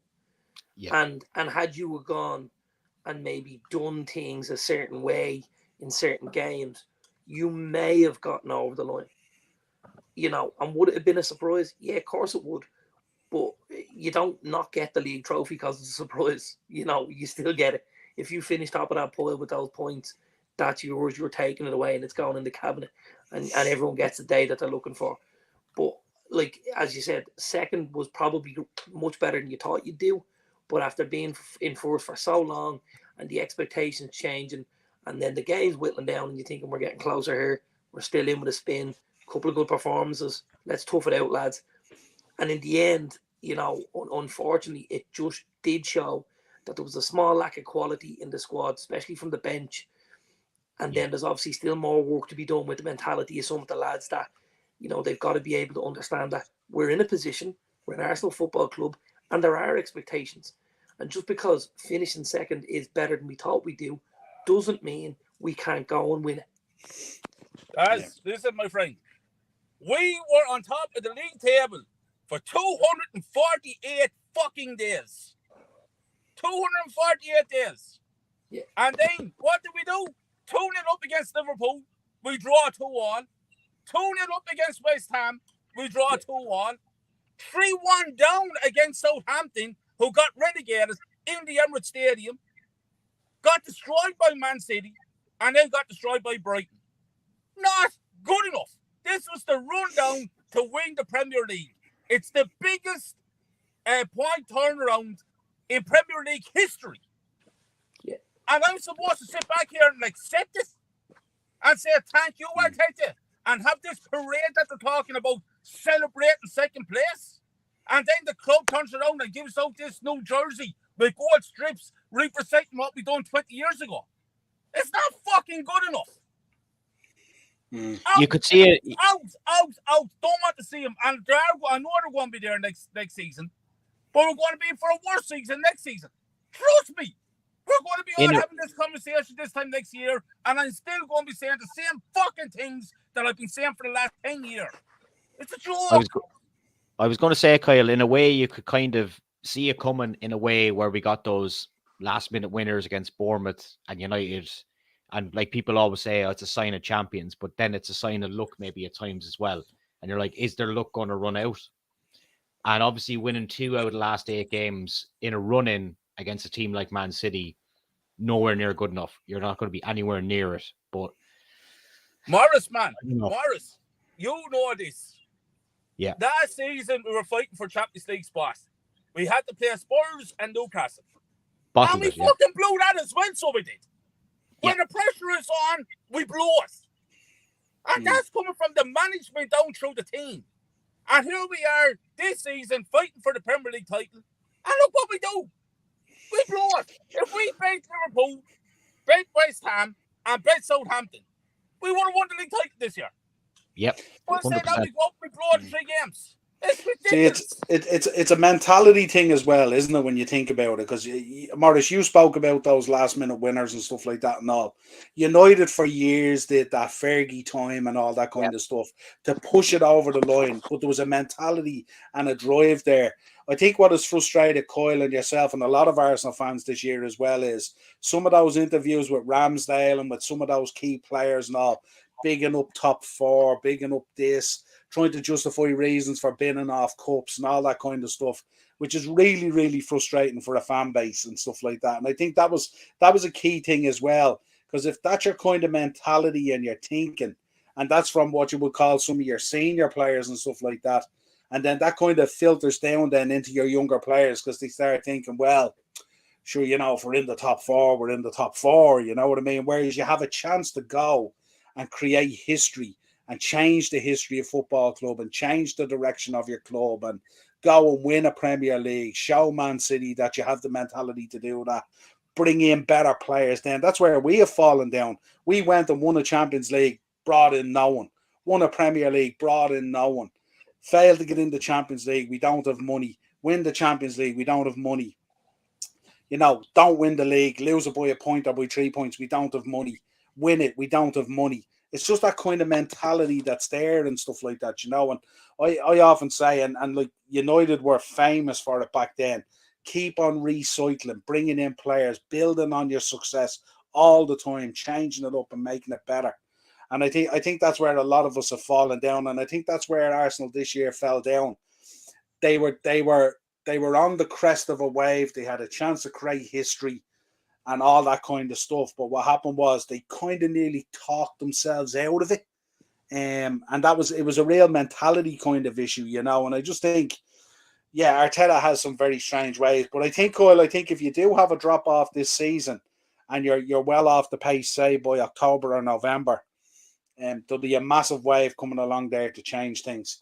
I think so, in that situation. I think so, and to be quite honest with you, I actually think that it will happen. Because I don't see us going anywhere next season. Like, Morris, you're spot on what you said to Daz there earlier. That Man United are in a better position than what we are. And they are. 2 cups. Like, Man United, lads, let's face facts. Man United are going to go all out to beat Man City in this FA Cup. Man United don't want Man City to win the treble.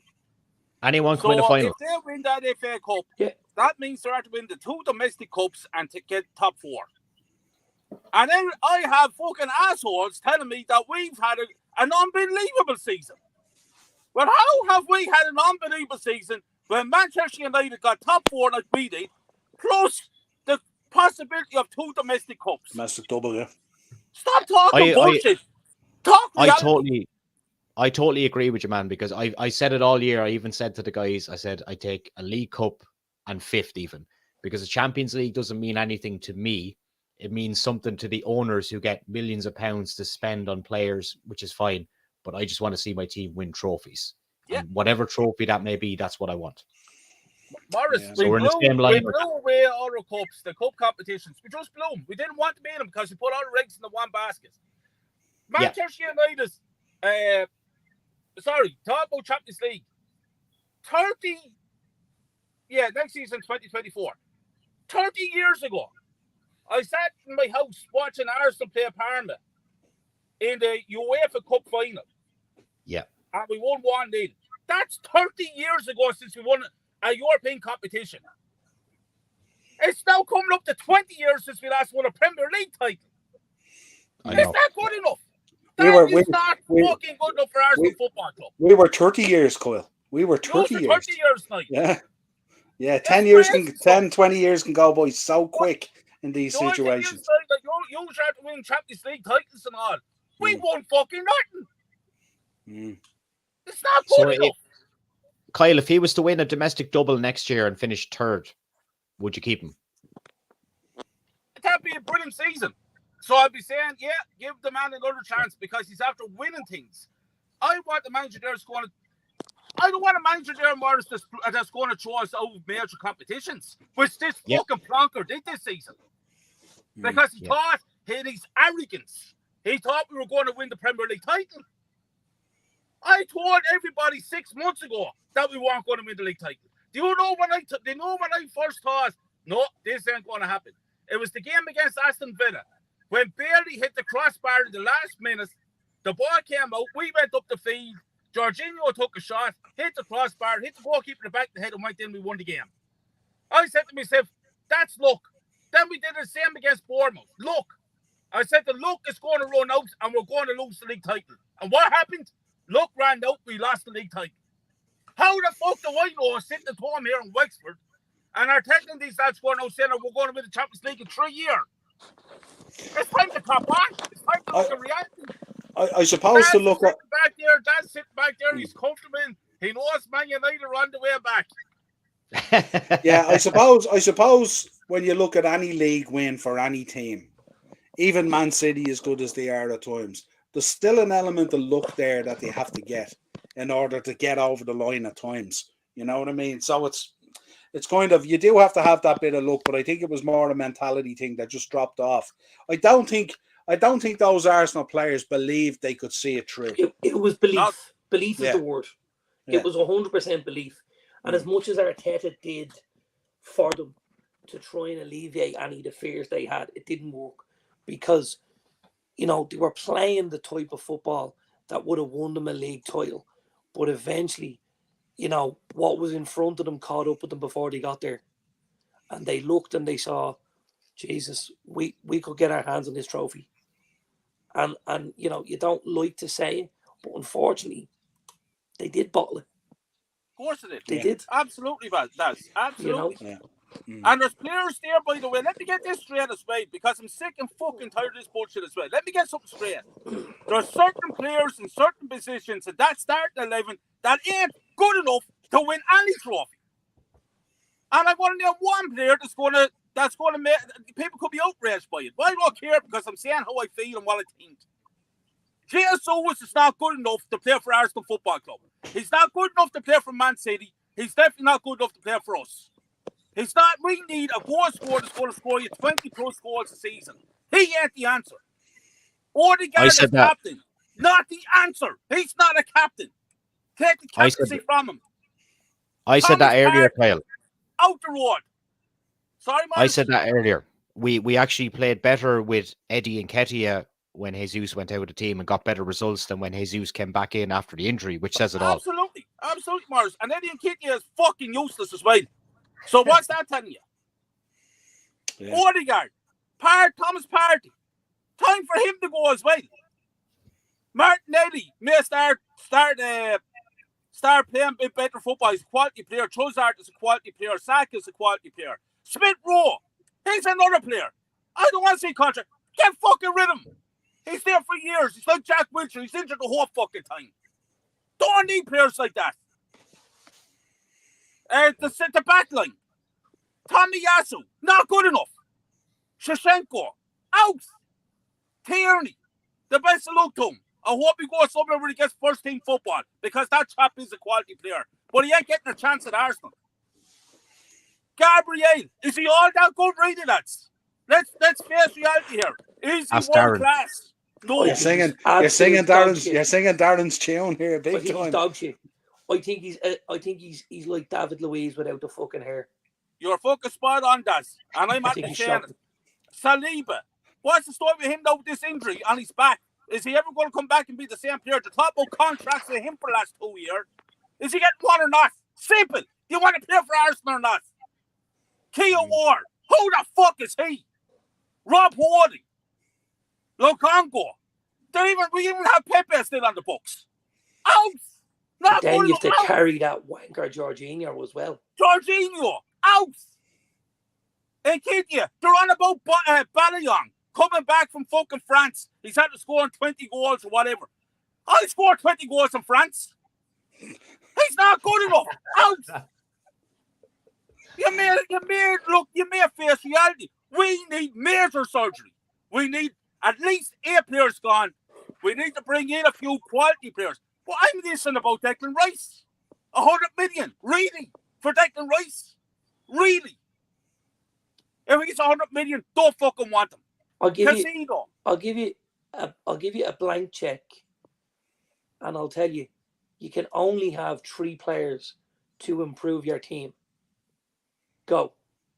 Only 3. I'll have Casado before Declan Rice. You have Casado ahead of Rice, okay, right.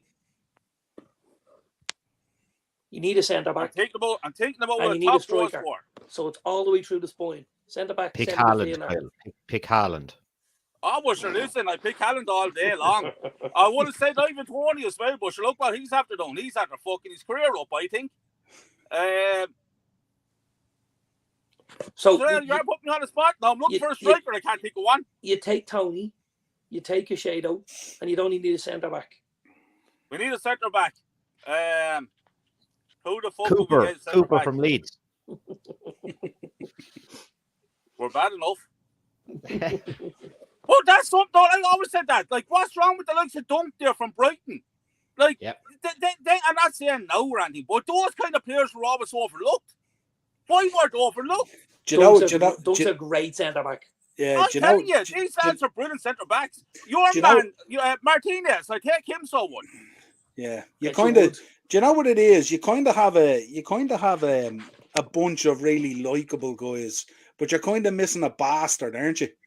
You're kind of missing an Adams or a Keown or a real absolute bastard at the back. No, we don't know. Gabriel's an absolute dirtboard. I don't mean that. I mean a guy, like the way you look at those Italian central defenders at times. You look at Bastoni and that. A guy who'll absolutely kill you to get the job done, but not kill you to cost you a game, but absolutely will put his life on the line to make it happen for you. I think you're missing that kind of player in there. Absolutely, Niall, 100%. But we've been missing that kind of player since Patrick Vieira days. And the other thing is, this club, for me, is becoming a fucking PR. You see them there with the merchandise. Everything is merchandise.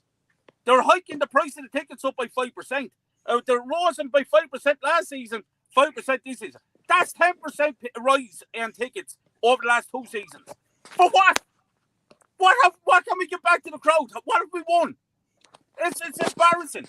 And then you have Ian Rice coming out PR for the club, talking fucking shit.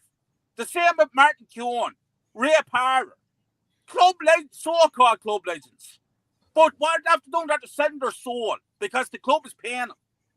Tony Adams was on the other day, on the match the other day. And Tony Adams said it, he's fucking spot on. He said, before I said I'd do this program, I actually thought I'd be standing here looking at Arsenal chasing down the Premier League, not handing the Premier League to Man City. A true Arsenal man. At least he spoke up. I'm looking at the crowd the other day. Whoa, who do I see sitting in the crowd? I see Edu with a smile on his face. I'm getting fucking bet by Brighton. And who's sitting underneath him? David O'Leary and Pat Rice. And the two boys are looking depressed. So why is David O'Leary not being put in charge? And get rid of the likes of Edu and Vino and these clowns. Proper club, man. I don't think Dave O'Leary could do the gig, and the only reason I say this is we quite regularly meet him in the Super Value on a Sunday morning. He brings his mother out to do the shopping, so it'd never work with his schedule. But I'm just throwing that out there. He shops in Super Value and something every Sunday morning, brings the mother out from Glasnevin. Great lad he is there, Dave. The game passes everyone by after a while. He must drive by about 5 Super Values to get to that one, does he? Sure does. It used to be a Super Queen, though, you see. Okay, it's one of the good ones. Yeah. Well, listen, lads, pleasure having you on. I thought we'd just put this kind of, rather than the normal show, we'd have a bit of an L therapy session, because most of us don't have a lot to celebrate this season. I'm staring down the barrel of Thursday night football. Both your teams might probably join me at some stage in both that. Barrels. We're staring down both barrels of that. It's going to have an impact on our Thursday tier talk. It's going to take the beard off. Hey, look, the most positive thing to remember is, and Kyle, remember this, the Europa League final is in Dublin next year. We could all be there in some form or shape. Liverpool-Arsenal final, Kyle. Well, you won't be able to get a ticket. Look at that Katie Taylor fight, and she got battered. Yeah, exactly. Maybe on the PlayStation, Niall. Arsenal's getting to no final, man. Arsenal's getting to no fucking final. Trust me. I told everyone here tonight, forget finals, forget winning Premier League titles, forget competing in Champions League football, fucking forget about it. Club is fucking going nowhere fast under this management. Trust me. I was proved right this season. I will be proved right again next season. Been proved right for nearly the last 20 seasons. Absolutely, like. That's the problem. Embarrassing. Well, listen, pleasure having you all on as always. Make sure, guys, you are subbing to all the boys' channels. So GP, Kyle, Walsh, Gunner, and all the channels that are out there. They'll be joining us tonight. And Darren's OnlyFans as well is in the Patreon there, $5.99 a week, because we put out serious content. And risque shower scenes this week, so I heard. Risque shower scenes. Morris, tell us what's going on your podcast. What's happening this week? I've got a great interview tomorrow with a guy that worked as a WWE photographer from WrestleMania 1 all the way through to WrestleMania 17. So that'll be in the news and so forth tomorrow. So that's the next one anyway. Did he take any of those nice pictures of the Divas back in the day, you know? He did. He told me about how he revolutionized the Divas from Sunny, which was the first one. So there's a bit of a story on that as well. She crack her now, isn't she? She was going to Vince McMahon's house to take her back in the day lingerie shots. So take from that what you will. It was filmed in Vince's house, all those early shots. Interesting. Kyle, what's going on? What's happening with the channel? What's the plan for the new season? More mayhem?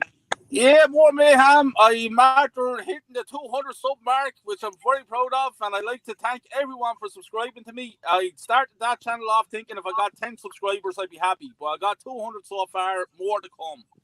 I did a video today night about the jersey, about my thoughts about the jersey, the embarrassment about the jersey. So that's uploaded on my channel. Check it out. Yeah, absolutely. And a lot more mayhem coming, so check it out. The Volcano Walsh I'm known as, and I'm ready to erupt again and again and again until I get this fucking club to where it should. We smashed down Highbury to go to the Emirates. We were told we're going to do this, do that. We've done fucking nothing since then. So be some crack next season if they went invincible. 38 draws and you got relegated. I just want to see the Volcano Walsh erupting. Sounds like an OnlyFans as well. Just put it out there. Oh my God, could you imagine? Some crack. Anyway, lads, a pleasure as always. Go, as I said, check out both lads' channels and stuff like that. Me and Darren will be back on your screens as always. We'll be doing some transfer shows during the summer, which I'm sure people are going to have some reactions to as well. It's going to be crazy. Sure. It's pending on how United's sale goes, of course, whether there'll be huge money or huge money. The thoughts of them coming back is fucking killing me. I mean, how good are we going to be next season with Neymar and Mason Mount in the same team? Like, if that's not the season of wet dreams, nothing is. Oh God. Oh God, I hope it happens. I hope it happens. Oh God. Well, listen, folks, until next time, an absolute pleasure. Thanks for tuning in. Of course, subscribe, hit the bell notification, and drop a like on the video. Really appreciate you coming on. Kyle, Morris, absolute legends. For me and Dazzler, as always, an absolute pleasure. And we'll talk to you again real soon.